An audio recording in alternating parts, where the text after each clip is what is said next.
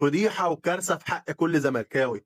قسما بالله الفيديو ده كارثه في حق كل زملكاوي كان بيتباع له الوهم وبيتعلق له فشل الزمالك على شماعه ان الاهلي بيكسب بالتحكيم المصري وان الزمالك ضايع لاجل عيون التحكيم المصري. والفيديو ده عايزك تعمل عليه لايك وتعمل له مشاركه وتبعته لكل واحد كان بيقول لك ان الاهلي بيكسب بالحكام وبطولات الزمالك حلال.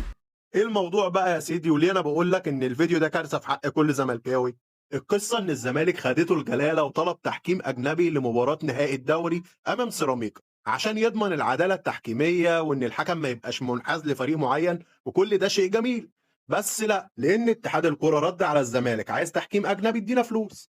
وهنا وضع الزمالك ابتدى يتغير، لا والله احنا معناش فلوس وما عندناش مشكله مع التحكيم المصري. وده اللي احنا كنا فاكرينه، ان الزمالك معهوش فلوس وخلاص بلاش تحكيم اجنبي، وان الزمالك مجبر وما عندوش حل تاني غير انه يلعب مباراه سيراميكا في وجود التحكيم المصري. بس لا يا معلم، ان رجل الاعمال ممدوح عباس اتدخل ودفع الفلوس المطلوبه من الزمالك عشان يجي لهم تحكيم اجنبي.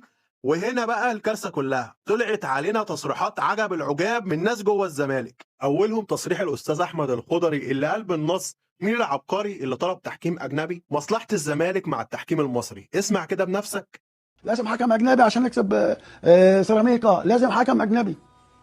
انا كنت عايز اعرف العبقري اللي فكر في الحكم الاجنبي. هو انت فاكر الحكم الاجنبي في صالح الزمالك؟ لا طبعا مش في صالح الزمالك. انا ما اعرفش اداري، او الحكم المصري افضل من الحكم الاجنبي. صدقني الكلام ده صدمني، لكن للامانه انا كنت فاكره راي فردي، بس انصدمت اكتر لما سمعت راي الكابتن عفت نصار اللي المفروض رمز من رموز الزمالك وكابتن تاريخي لنادي الزمالك، اللي قال بالنص ان الحكام بيفوتوا للزمالك وان الزمالك مصلحته مع الحكم المصري. اسمع كده بنفسك. كابتن عفت، انت مع ان الزمالك اعلن انه هيجيب حكام اجانب لماتش سيراميكا، وبعدين والله اعلم، بس ما اعتقدش ان عندهم فلوس يقدروا يجيبوا، من باب اولى نسدد اللي علينا.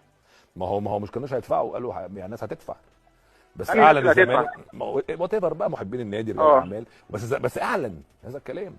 الحكم الاجنبي مش في صالحنا، وبعت لاتحاد الكوره جواب. مش في صالحك ازاي؟ مش في صالح الزمالك. ليه بقى؟